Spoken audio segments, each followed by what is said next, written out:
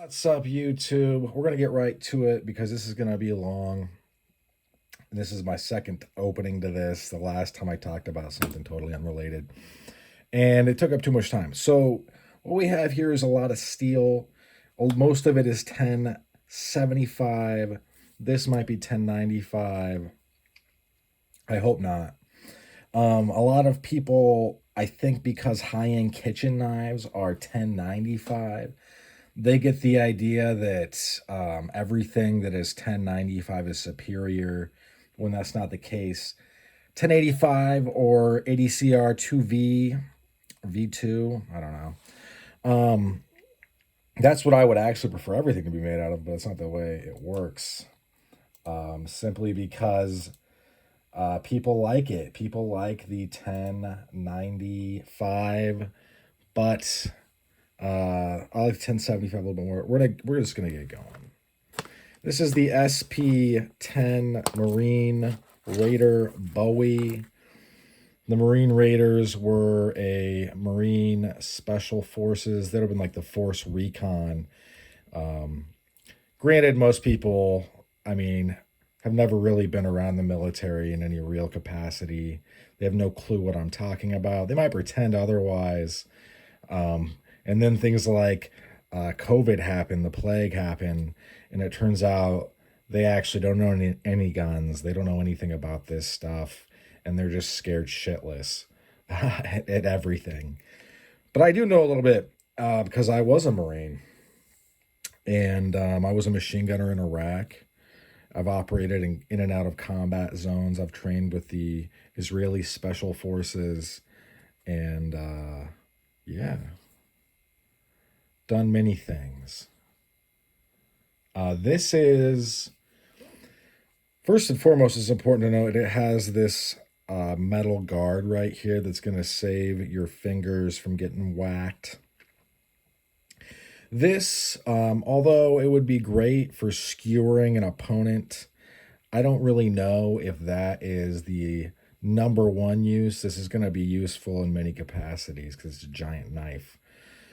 I've seen some people on YouTube whipping this thing around like it's an Eskrima stick. If you don't know what that is, you definitely shouldn't be handling these knives like that. These are not Eskrima sticks. And I get that it's really cool on video to be like, whoa, whipping it around. It's not going to be cool when you have to go to the hospital and get a bunch of stitches. Any hospital visit that has stitches involved is going to be $500 at least, probably more than that. And if you have to go back, it's going to be more. Okay? I have free health care through the VA because I'm a disabled veteran. Put my body on the line, made some sacrifices for this nation. So if I fuck myself up, it's not that big of a deal. It's just a little bit of time in the hospital. I've gotten in serious motorcycle accidents that have cost the taxpayers over $100,000. And because I spent the weekend in ICU, didn't cost me anything. If you're not in that position, as far as finances, as far as healthcare, you need to not act like an idiot because these are very dangerous things. Okay? And I'm not a crybaby by any means. I mean, here's a loaded firearm that I keep around in case I need to shoot someone. I'm not a baby, but I'm going to try to steer you straight. Okay? This is a serious piece of equipment. And it needs to be handled, it needs to be respected. All these things need to be respected. If you are disrespectful to the equipment, to these blades, you're going to get bit. And that could very well land you in some serious financial troubles. This is the SP1 submarine combat knife. I'm pretty familiar with this piece of equipment. Very nice. This one is a lot heavier than anything else on this table. This is pretty much exactly what I think of when I think of grabbing a K-bar. Very well balanced. It's light. It's good to go.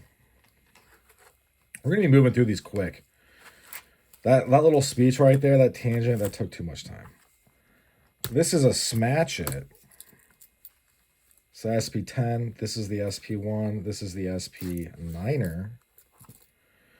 This is out of commission. This is discontinued. This is going to be the one, because it's so much smaller, that I'm going to be throwing in my tactical pants. Also, this thing is extremely badass. And you can see I put a lanyard on here. I think it would be very useful. If I had to engage someone, I would want this. Mostly because of the slashing ability of this, because it's double-edged, and the smash it, the wound that this would leave would be catastrophic to you. Especially after I jam it into your body and twist. Then it's not going to close without surgical intervention. You're fucked. So, just something to be aware of. I actually have a custom sheath coming for this one. It's not, none of these are out of rotation. These are all users. This one is just a special user. So we're going to keep it moving. We're going to keep it moving. Okay, guys. I'm going to put that up.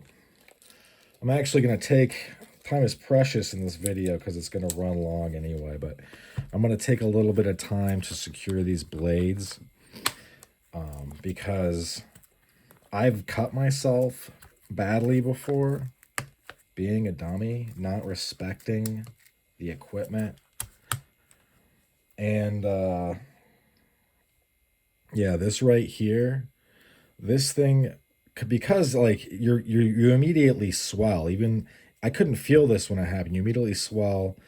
This was pretty bad, and when I would go like this, I could see my knuckle, the white of the bone there. And I got this cleaning a Rough Rider. Yeah. I was actually embarrassingly on the toilet.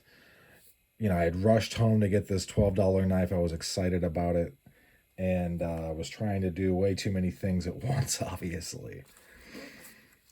So yeah, that's embarrassing, right? That's a little nugget of truth. This is the SP6 fighting knife.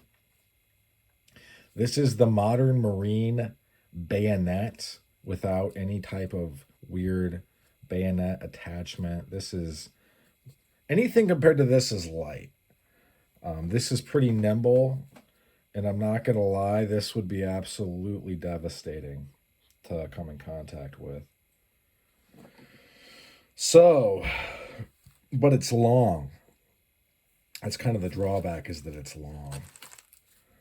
But for the money you're paying, all of these things can be had, if you're patient, for $50 or so.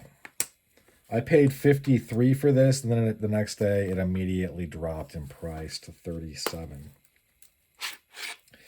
This is the Land, Sea, and Air SP15. This is a dive knife of sorts, although there is a dedicated actual no joke dive knife in the SP line. It's discontinued though. It had a chisel tip, and was very neat in that capacity. This has very serious serrations for, you know, cordage, rope. It has a metal butt so you can signal to people underwater, bashing on a drum or whatever, on a hole. People I've seen say silly things like, you could grind this down and put an edge on it. No, you couldn't. You can't, because the facet, these planes right here are facets of the knife geometry.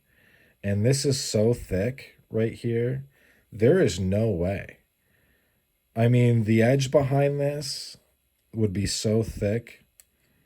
And also you would be akin to untruing a lock. Where the locks meet up on, say, like a buck 110. you'd be untruing the geometry right here, and it would affect the strength of a very incredibly strong tip. The tip on this blade, I mean, you could really thrust this into something. For instance, say you had to defend yourself against a shark. God forbid, like say things are really going wrong. You're slamming this into the nose of a shark, and it's twisting around underwater. I am confident that this would not break. If it did, it would really. I mean, you'd be in some trouble. I feel like that's all of them. That was all of them real quick. The dive knife, the sea land or land sea and air knife. Rounding it out. This is a serious blade, not to be trifled with. None of these blades should be trifled with. You're going to end up in a world of shit if you play with these like they're toys, if you don't give them the respect that they deserve. It's not going to go well. I really do like these lanyards that some of these come with. For whatever reason, this one didn't come with one. I'll have to put one on it. But yeah, this is the family of this. All of these have their own place. As you can see, this one's a little bit smaller than maybe some of the other ones. This is the smallest. It has the old school sheaths that are leather and rubber and nylon. Very nice stuff. This giant fighting knife, probably the most suited for open combat. Say if a bear was running me down, I would probably want this. If I was going to go gut people like fish, I would want this. This has a little bit more utilitarian. This is the SP1 underneath my hand. If you're really needing to see it, I have a video. You can also rewind this one.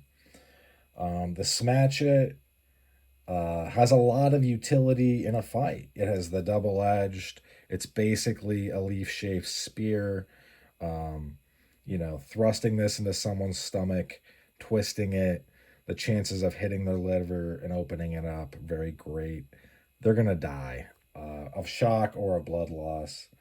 This is the bayonet, the fighting knife, the SP6. Very, very badass stuff. This is what I would want in hand if I were coming up behind a sentry. I'm twisting their head back. I'm running this into the pocket that pressure point at the very top of your shoulder, where the fish bones or wishbones away. I'm running that in to the heart. I'm twisting and opening up a channel. The blood is pluming out of that person. They're dead. That's the way war goes. A lot of war is killing someone that has no idea they're about to die. It's kind of like hunting, just on a very big scale and against people. Land, sea, and air knife. If I was in a helicopter or on a ship, this would be a good companion.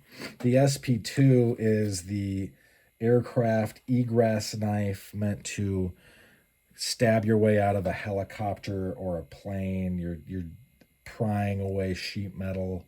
I don't have it here. Maybe someday I'll have it. I actually have. This is the SP line. I actually have other blades I need to get on the channel that have been to Vietnam and kind of show what these blades can go through and be just fine. Granted, people tend to not like these nylon sheaths. I don't really get why. These sheaths are just fine. This sheath is very cool. But yeah, I think that's about all she wrote for this one. Didn't really use my pointer a whole lot. Sometimes it's more of a conductor to, start the band out.